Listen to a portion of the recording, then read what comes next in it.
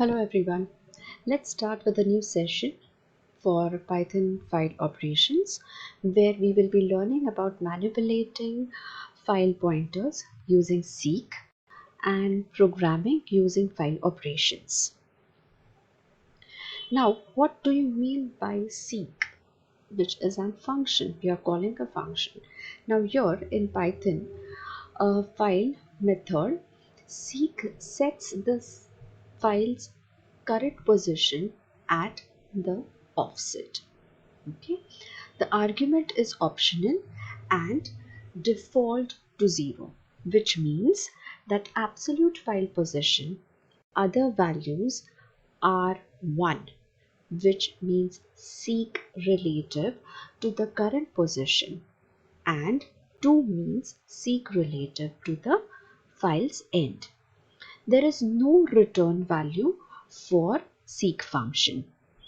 Note that if the file is opened for appending using either A or A+, any seek operations will be undone at next write. If the file is only opened for writing in append mode using A, this method is essentially a no operation, but it remains useful for files opened in append mode with reading enable mode A+. If the file is opened in text mode using T, only offsets returned by tell, that is another function, are legal. Use of other offsets cause undefined behavior. Note that not all the file's objects are seekable. We will all see this with an examples too. Now, what is the syntax when I want to use a seek function? Right? So let's write down file object dot seek. Within the brackets, you are supposed to write down the offset and WNs. We can also write down only offset as this is completely optional.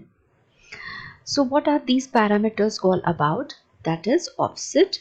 This is the position of the write or read pointer within the file. Whereas WHENS or WHENS, this is optional and default to 0 means absolute file positioning. Other values are 1, which means seek relative to the current position, and 2 means seek related to file's end. The return value for this particular function is no return absolutely. So there won't be any, does not return any type of value. So how do we use it? Let's say one more function with the same seek option is tell. Now remember one thing, that we can change our current file cursor position using the seek method. Similarly, the tell function method returns our current position in the number of bits or bytes. So how is the syntax? The file object dot tell. There are no parameters values needed over here. Why? Because it is just going to tell us in return the current position of our cursor. So here we have an example. Let's say my f is equal to open my text file, okay, which is a text which I am opening in an read mode. Okay, so here I have a file which already consists of, or it already has a data, which is, this is my first Python file. this file contains 3 lines, so all the best. So this is what is containing my file in my text file. When I say that print f.read 4, so that means 4 bytes will be read from this particular file, right? The first 4 bytes.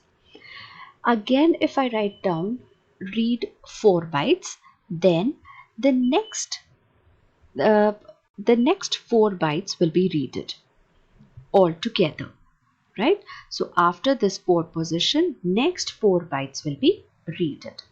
Now if I ask him, right, that is f.tell means what? It is going to tell us the current position of my cursor in that particular file. So it is 8. Now if I tell them to seek 10th position, means what? That it is going to move to the 10th position now, right? So I'm skipping 2 positions and then telling him to read whatever exists now from the 10th position of the cursor. And so it will print me the first file, the Python file, and henceforth till the end.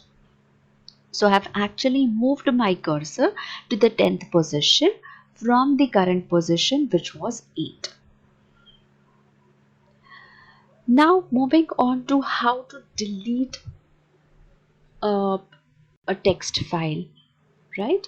So if a file is to be deleted, I cannot delete it randomly. I need to import an OS module.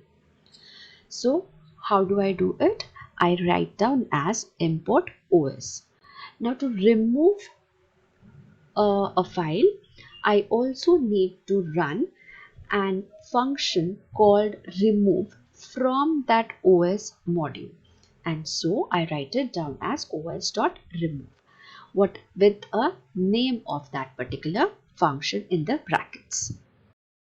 Let's say for example, I have written down f is equal to open and with file, which is my file.txt within writable mode, and then I close it.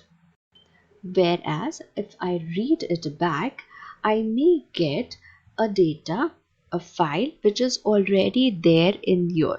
Okay, so which can be mentioned here. Now if I say I want to remove this file, this was created, a file was created, my file.txt was created. Now let's say I want to remove it.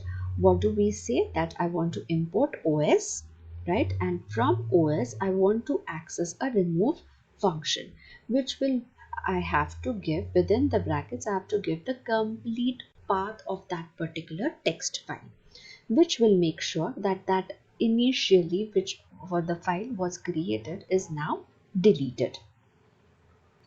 Now let's see the complete process of deleting a file in a practical way on Colab. So here I have accessed the particular file by actually importing the drive, complete drive. I have to authenticate it by giving a authorized code. It will ask for an authorized code always. So this is an important task if I want to delete any files from my folder, from my drive. So I need an access of from for this particular file, I need an access to my drive first. Now let's say I write down a particular file, okay, now which is my text file. If I have my text file over here, okay, I'll just refresh it, and if I have this my text file, the contents of this my text file, I can see it over here also. But what if I want to read it actually in the program, right? So what do? Is I just play this and I'm able to see that these are the contents of my text file.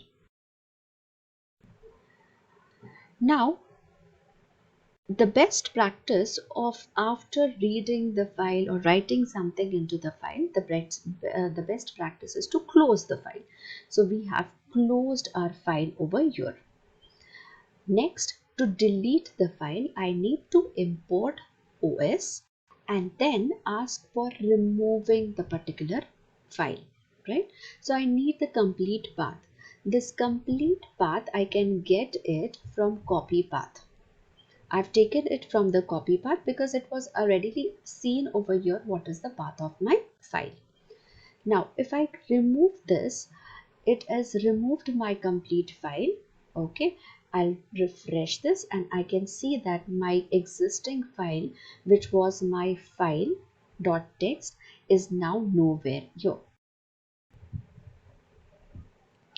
I can also see that whether the complete file is still there or not by just writing down. Otherwise I would have opened this, but what if I cannot open this and I want to see that whether the file is deleted or not? I can actually import pathlib. Okay, and from that pathlib I can actually access, I can see that whether this particular file is available or not. Okay, and if that particular file exists, then if that is true, it will say that the file is existing, or else it will say that file does not exist. So currently what we are getting here is file does not exist. Thank you.